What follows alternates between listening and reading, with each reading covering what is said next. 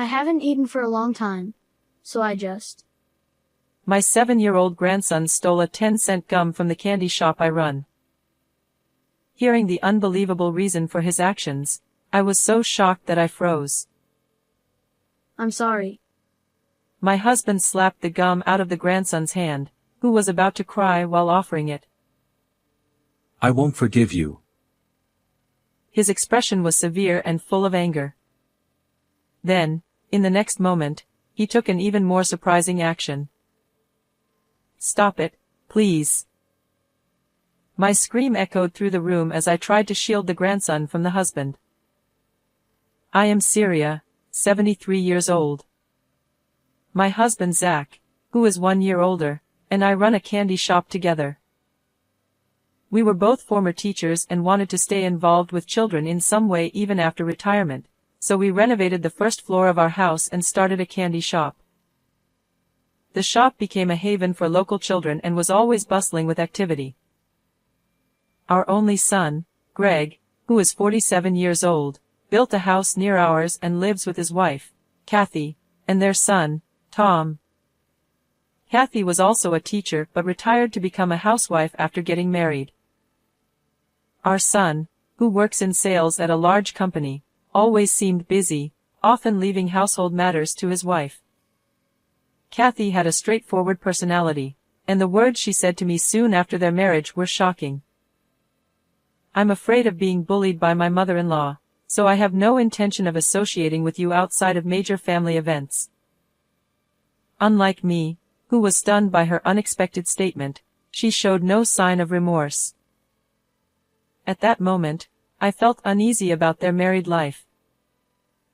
As Kathy rarely showed her face as she had declared, our son often brought the grandson to our house. Look, Tom, come here. This candy is delicious. Try it. Oh no, no. Kathy has forbidden it. What? Why? She said candy is bad for the body and never to let Tom eat it. This happened when our grandson reached the age to enjoy candy. Even though I thought it would be good for him, I was unexpectedly refused. She seemed to manage the grandson's life and education with strict control. Knowing her serious and inflexible nature, I couldn't say anything. When Tom turned 5, Kathy became even more determined to prepare him for elementary school entrance exams, increasing her strictness. I don't think it's necessary to force him to take the exam, but if I say anything, it comes back 100-fold. Greg couldn't stand up to his wife and was completely under her thumb. I worry about Tom being so tightly controlled at such a young age. Despite my worries, our grandson was always cheerful and excited about the candy in our shop when he visited. Although our son initially hesitated to give him candy, he eventually started sneaking it to him.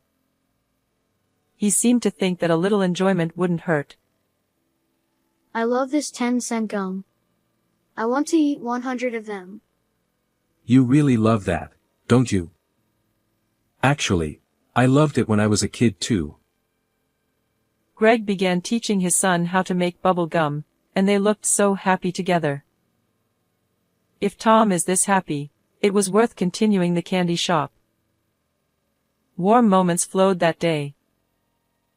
However, a few days later, Kathy stormed into our house with a furious expression. What have you done? You let Tom eat candy without my permission? She ranted as if a fuse had been lit. I manage everything Tom eats. I can't believe you let him eat such unhealthy stuff. Kathy, calm down. I apologize for giving him candy without telling you, but the candy here isn't unhealthy. Despite my words, she was too agitated to listen. Why would former teachers lower themselves to run a tiny candy shop? Don't you feel embarrassed? My husband's face darkened upon hearing her words. Wait a minute.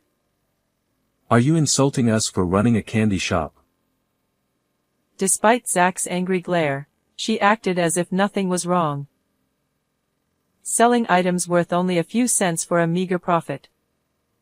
It's just a hobby for the elderly, she sneered, completely looking down on us.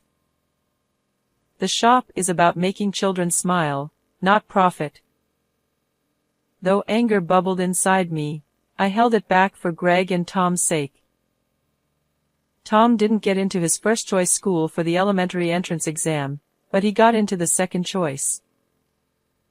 Grandpa, Grandma, I passed. Congratulations, Tom. You worked so hard. While we were happy, Kathy looked displeased. Greg continued to bring the grandson over occasionally, but he was transferred for work and decided to move alone, considering Tom's schooling. After that, Kathy never came to our house, and we couldn't see our grandson anymore. I'm worried about Tom being alone with strict Kathy. Greg's new job was far away and kept him busy, making it hard for him to visit, increasing my worries. As summer vacation began and the shop filled with children, my husband and I worried about Tom. I wonder if he's okay. Greg said there's nothing to worry about. Even though Zach said that, my anxiety remained. One day, around lunchtime, the shop was empty, so I asked my husband to mind the store while I prepared lunch inside. Suddenly, I heard my husband's sharp voice from the shop. Tom, what did you do? Hearing our grandson's name, I rushed to the shop. There, I found Tom looking down, about to cry, and Zach staring at him sternly. What happened? Without answering, my husband stared at our grandson. Tell us what you did. With a furrowed brow, Zach raised his voice, causing Tom to flinch. Shaking, he slowly opened his tightly clenched hand to reveal his favorite 10-cent gum. I haven't eaten for a long time, and I was so hungry. Tom, pale and small, wouldn't meet our eyes. Incredibly, our grandson had tried to steal gum. The shock left me paralyzed. I don't believe you would do such a thing without reason. Can you tell us what happened? Hearing my words, tears welled up in his eyes, and he began to cry. I gently patted his back to calm him. Then, he revealed something even more shocking. Mom always makes me do 4th grade problems, but I'm only in 1st grade, so I can't. When I can't, she gets mad and won't let me eat. That's terrible. You can't solve problems for older kids. How can you eat then? He survived by eating school lunches, but with summer vacation, he hadn't eaten in 4 days. Mom always tells me to study and leaves. So I go to the park and drink lots of water to feel full. Unbelievably, Kathy locked the fridge to prevent him from getting food. Even worse, it seemed she turned off the water main, as there was no water available. In this heat, that's dangerous. Hearing this, my anger towards Kathy intensified. Grandpa, I'm sorry for stealing. After finishing his story, Tom tried to return the gum. I won't forgive this. Zach, with bloodshot eyes and a red face, slapped the gum from Tom's hand. Then he raised his hand towards Tom's head. Stop. To protect Tom, I instinctively raised my voice.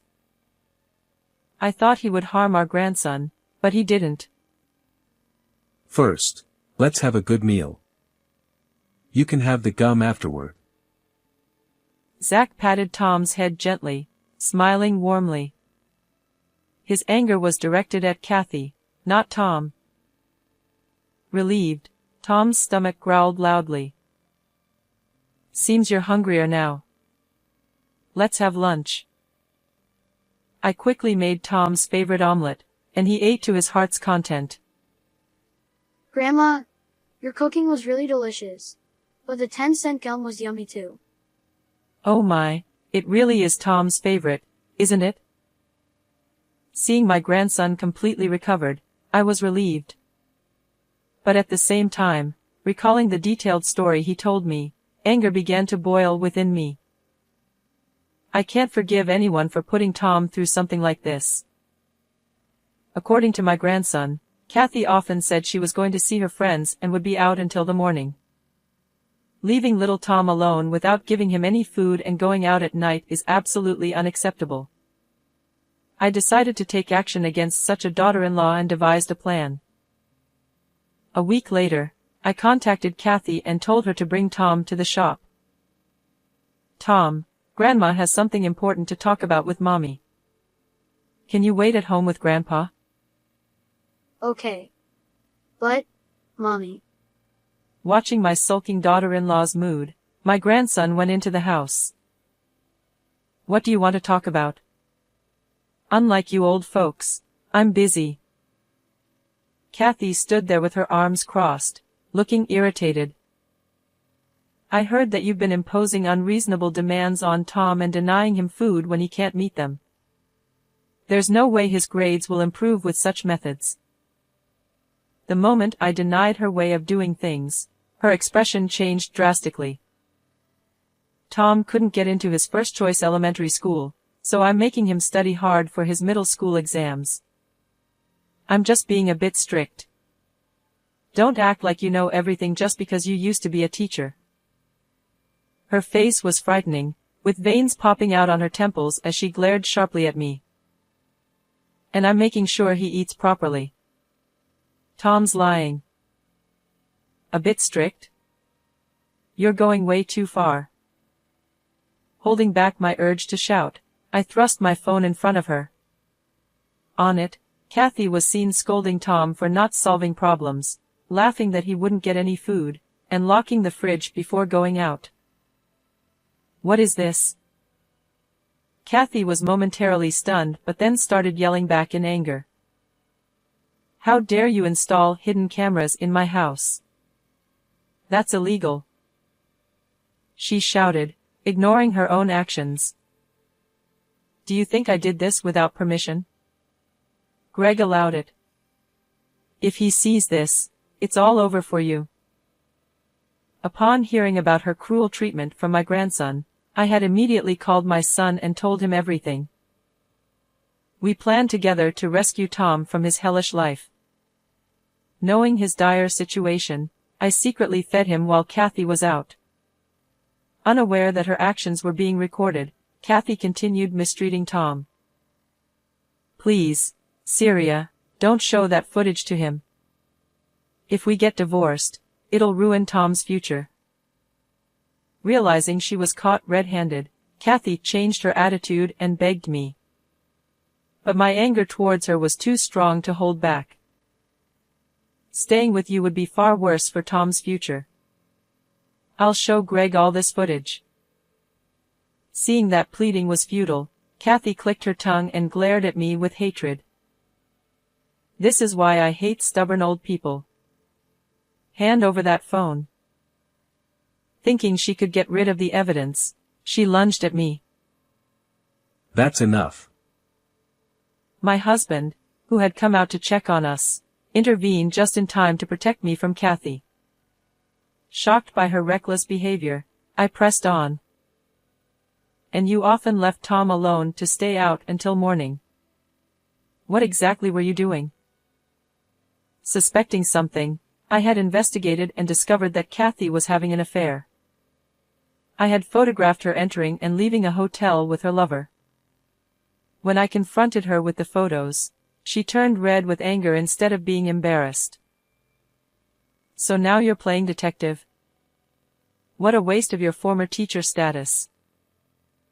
For my precious grandson, I don't need any titles. I'm ready to become a demon for Tom. Though momentarily taken aback by my firm stance, Kathy quickly regained her composure. I planned to stay married until Tom's school fees were paid, but now that I've been found out, there's no point. Showing no remorse, Kathy smirked at me. Anyway, I was going to divorce Greg and be with him eventually. It was time to bring her down to earth. Unfortunately, your plan won't work. Your lover is married too.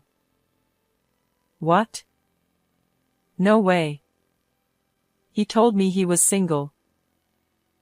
I had found out her lover was married and had lied to her about being single. I've told him everything. He begged me to keep it a secret from his family and said he'd break up with you. That's a lie. He wouldn't leave me. Kathy was in shock and disbelief. Wake up. You've been deceived. If I lose him, how will I go on? Kathy collapsed to her knees, stunned. I delivered the final blow. Greg is going to take Tom and divorce you. You'll have to live with the consequences alone. Wait a minute. Are you talking about alimony and money? I can't do that. I've been a housewife too long to go back to teaching. Despairing at my words, she fell to the floor, sobbing. Seeing her like that, I felt no sympathy. How can someone who couldn't even take care of their own child have been a teacher? Aren't you ashamed? Hearing my words, Kathy cried even harder. Later, my son and his wife officially divorced. Kathy was ordered to pay $30,000 in alimony and $300 a month in child support.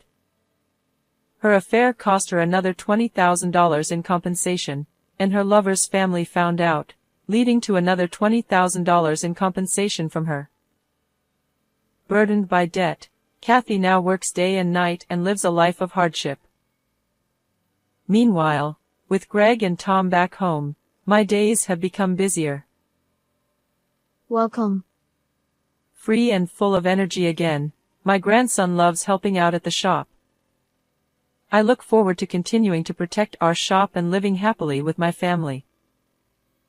How was this story?